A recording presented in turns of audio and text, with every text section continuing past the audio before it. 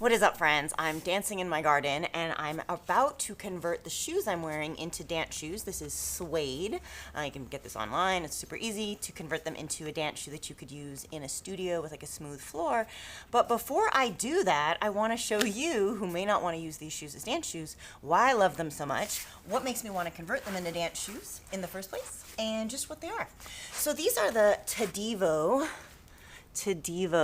I saw these advertised on Instagram and it was sort of an impulsive buy. There was a trainer who, I don't know if it was part of the advertisement, if it was sponsored or not, but he got my attention. I liked the design of the shoe. I liked that it was all mesh, because I will tell you about it. And there's many things I like about the shoe. A lot. So I am going to turn them into my custom dance shoes, which is how I roll. And in the meantime, let me talk to you about the shoe. Okay, so impulse buy, got really lucky. I loved them basically out of the box. There's a few things I want to tell you about the sizing for me, and this actually might be a decent little DIY within a review if you have different size feet the way I do, so you can adjust to make, sort of massage the sizing on shoes that fit you like these do. I'm sorry for that plane overhead. Super annoying that it's still overhead. We're moving on. Okay, so I'm gonna take my Nabosos out of the shoe so you can see the inside. First things, it is super minimal. This is like some kind of fake suede. Okay, very low fiber. It's not even as long a whatever fiber is the suede I'm about to use. It's very, very minimum.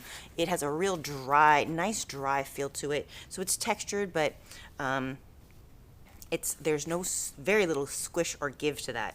Love it.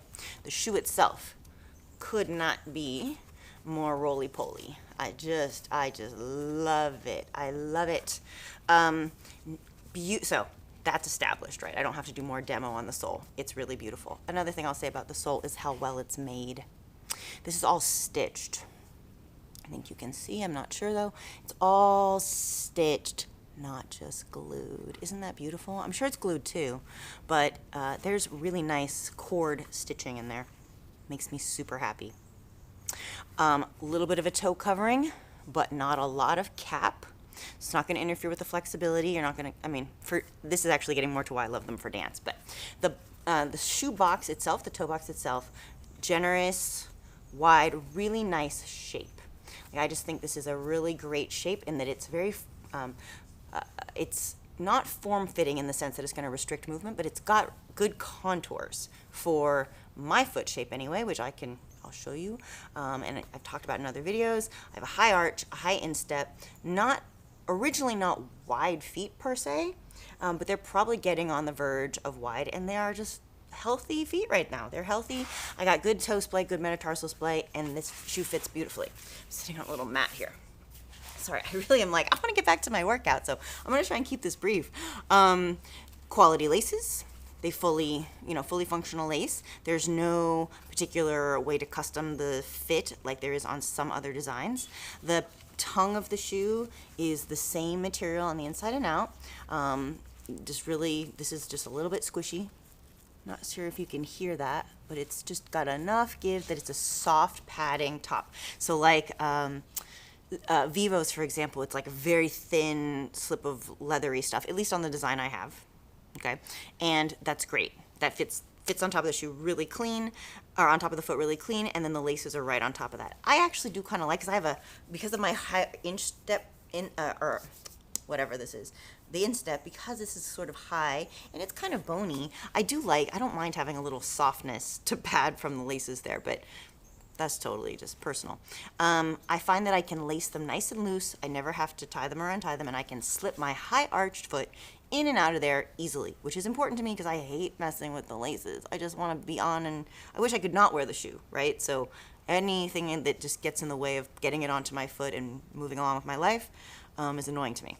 So there's that. The sides of the shoe are extremely thin, but that's not single ply. Like, that has a little bit of sponginess, foaminess to it, just enough to feel mildly protective, but very minimal. Nice solid base to the heel cup.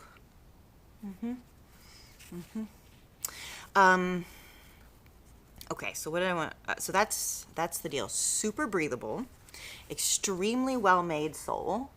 I love that this is not, so the texture of this, it's not very grippy, but there's, and I've worn them enough that there's not like a sheen on the rubber anymore, but even having worn them a bit, it's not super grippy, which I actually prefer, because I like to be able to swivel a little on the floor. It's just not when I'm walking, right? I don't have like an unhelpful swivel to my knowledge in my gait, but I don't like to be super stuck to the floor.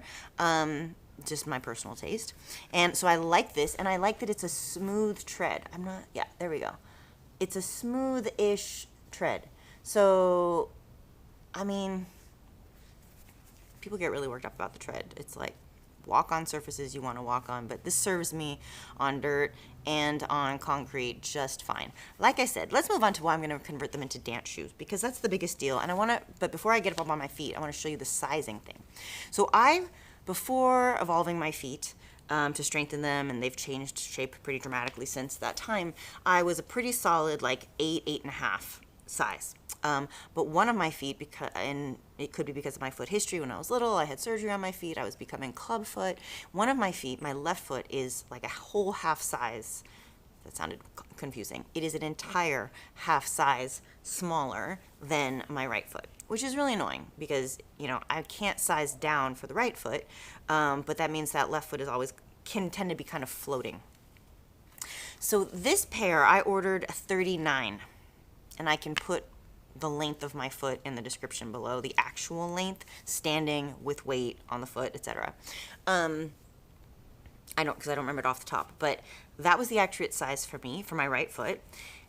However, it's a little bit tight. It fit me originally a little bit tight. Not so much. If I was just standing in the shoe, no big deal. But when I went for a walk, I would feel the inside pad of my big toe would be slightly pushing kind of this direction. Not really lengthwise. It was just a little bit too far forward in the toe box. So in that case, you don't necessarily want or need a longer shoe, because it might not be that the absolute length is the problem. Like I said, I measured my foot and this is the correct absolute length. But depending on your arch shape, and this gets a little more confusing, but it's like how long your foot is in front of the arch versus behind. So it's kind of like we could have the same length leg, but maybe our thigh and shin have a different length, right? So if you just measure from the knee down and the knee up, right, you're going to understand why there's a difference in the proportion of our leg. Same in your foot. Your metatarsal heads could be longer or shorter relative to someone else's compared to the decline from the peak of your arch, your navicular, down towards your calcaneus, right? So given the way my foot given the way, it would actually be my right foot, but given the way it compresses, it just happens to be that the way this shoe is cut, it has not happened to me recently, this shoe is cut close enough for whatever reason, and given the dimension of the shoe, right, I was slightly tight in the front. I'm giving you all that backstory, not because you're going to run into that necessarily with this shoe, but maybe you run into it with another pair. So in that instance, if you got a longer shoe, you could just keep needing a longer shoe to get, to have clearance in the front, and you could just end up then with a shoe that's overall too big. So that's not helpful. What you actually want to do is stop your foot from sliding forward. You want to stop your foot from sliding forward relative to the shoe. Your foot can still move because there is actually space, but you don't want it to be jamming forward. That's the easiest way I have to describe it. So what I did was I put a tongue pad. They sell these. Like, this is called a shoe tongue pad. They make all kinds of textures. This is like I wanted a nice thick one. So this is some kind of woolly material. It came in a set of several. It's self-adhesive, and I put that on there. And you're gonna play with where you put it, like how high, how low, because what you're trying to do is stop not the splay. There will be no interference with the splay and the compression, the natural hydraulic action of my foot. But I don't want the shoe to move past my foot when it does that. So my foot will still go down and up, and now my foot won't also slide forward if these are my toes. That's all that this little hack did, and it solved my problem. Now I've taken these out for spins, and literally and figuratively, because now I do want to use them as my dance shoes. Why? Because of their beautiful shape. They fit my foot like a glove, but not like a fitted, restricted glove like I've established. They're just very clean on my foot. And as a dancer, and maybe, and this applies to your life because it just feels great on your feet, the shoe is very responsive to my foot. So if my toes get bent back, the shoe bends back proportionately. If I squeeze my arch, I feel the shoe follow my arch. I wish I had a better camera setup to show you this more easily. Right? But like, I feel the arch lift to my foot when I point my toe. When I have weight on the shoe, which is usually how I'm walking, that's even more dramatic than when it's floating in the air. And like I said, it's a close enough fit on both feet that I can articulate my toes, I can get into the floor as a dancer, and the shoe is not moving around. Because kind of like, you can imagine, it's your equipment as if you were dancing barefoot. You want as close to a barefoot experience as possible. So you want a close cut, but no interference. And when there's just a little bit too much going on the shoe externally, it becomes cumbersome. So I don't play many sports, so I don't have like a good reference if that applies in some other way, but I think you can get the idea. So I am going to now go ahead and throw the suede on here and get back to my dance practice. I want to wear this suede down even more. I want to get it nice and dusty and smooth so that when I go and dance in the studio, it will be nice and slick for me. I hate having resistance on the floor, because that shear, right, if your foot's getting stuck on the floor, can irritate your joints. So I want it to be nice and not ice skating, right? Not frictionless, but minimal friction. So that's what I'm about to do. Do I need to tell you more? Maybe I can show them to you. Sorry, I'm in my little dance shorts. So can I point the camera down? I probably can figure this out. Let's see. I know. There we go. Maybe this will work. Is it in the screen? Oh my gosh. Watch me go. Watch me edit. I can't see what you see. All right. I think that's good. All right. Now, whenever I try to look at what you see, it's turning me upside down, but I'm pretty sure I'm not actually being turned upside down. So here's the shoe, and here's kind of a little bit what I was showing in terms of the close fit on the shoe. You can see like I'm lifting my toe, and the shoe is very responsive. Now, all shoes do this to some extent. Like my Zeros will do this just fine, but it's not as close. Like this has just enough responsiveness, and here, if you want to see how they look. My foot is against, where is the camera? My foot is nice and against the side, but in no way being squeezed. I still have plenty of like pinch room in the fabric. Low profile here also.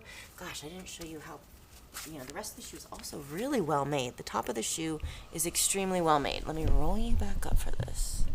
Oh my God. I'm gonna break my stuff. I hope I wasn't really upside down. Okay, so I showed you the seam on the sole, but I didn't show you just, the beautiful dual ply stitching of the fake suede here. So anyway, guys, for me, this shoe's a keeper. I don't know how long they'll last with like hard dance training. Again, I know my son, it's like Data from Star Trek. I know. But I wasn't coming on here to make a glamorous video. I was playing in the sun in my yard. This is what I do to protect my face. So thank you for watching in spite of the freakishness. Check out Tadeevo. I'm a supporter. I'll go back for more colors. I'll get more colors in the future. But I did love this little cute elfish orange. So have fun, guys. Rock your barefoot feet. Rock your barefoot shoes.